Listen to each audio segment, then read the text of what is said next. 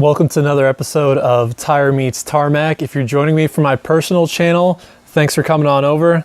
So in this video, I kind of want to talk about another update on the Miata project since a little over a month ago, and at the end I'll finally disclose kind of what I want to call this car.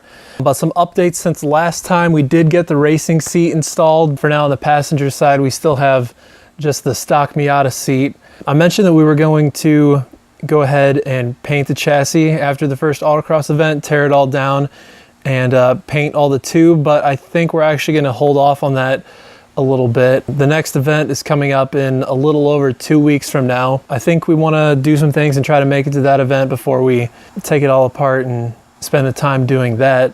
Something else we got done since the last time was minifying the wiring. So obviously there's a lot of stuff that we're not using anymore. I spent about probably 20 hours chopping all that out of the loom, and then I spent about 10 hours diagnosing what was wrong with the gauge cluster. I was running through a bunch of wires trying to figure out what it could be, but it turns out it was actually a circuit on the back of the circuit board.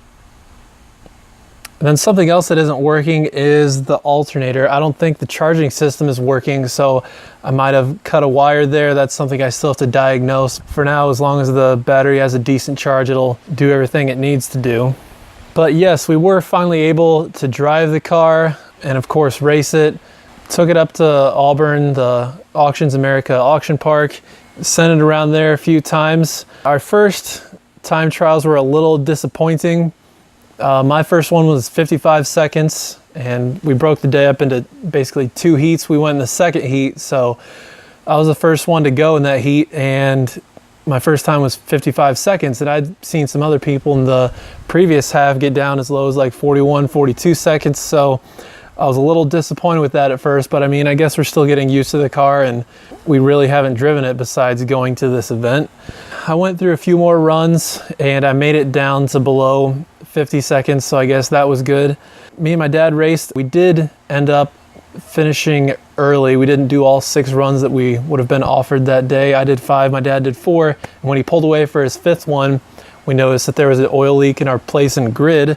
So we took that back to the trailer. We were checking it out. The front was leaking more than we wanted it to, so we didn't want that to get worse and mess up the track for other people or mess up the car. So we just called it a day. We got some decent runs in. We had some fun. So that's why the front's kind of torn up right now. I took the radiator off and trying to get a better idea of where that leak is so we can get that fixed for the next event.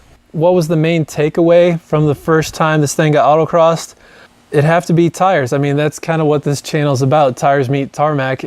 Tires are such an important part of any car. It's incredibly important in racing, and right now these all-season tires with next to no tread, I mean, I don't even know if they're put on the right way. I think some of them, the rotation is put on backwards.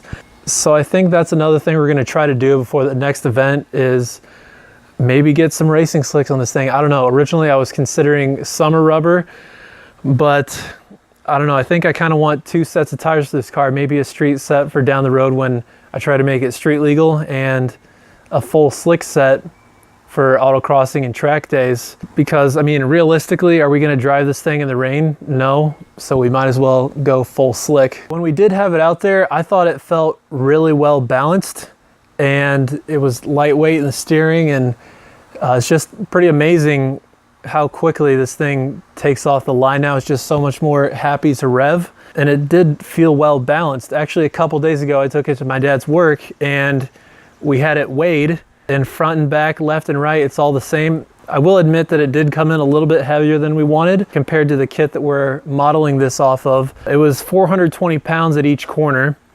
So that equates to a little under 1,700 pounds total without the driver. That's just the car, wet, running and everything, about a half tank of fuel.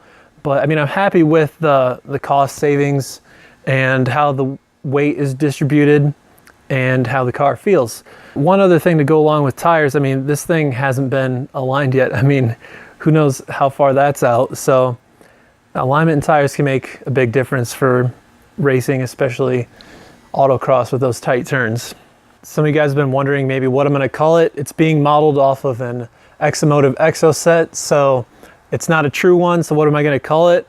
I came up with something that, I don't know, I think is a little cheeky, and I don't know, at least it's maybe somewhat creative, but it's unique. I think I want to call this a weight loss Miata, and I think I want that to be the license plate when, or if it does make it on the road, as in W8 space LOSS. So let me know what you guys think of the name in the comments. If you have a better suggestion, I'd gladly be open to hearing it. Let me know. And until next time, have a good one.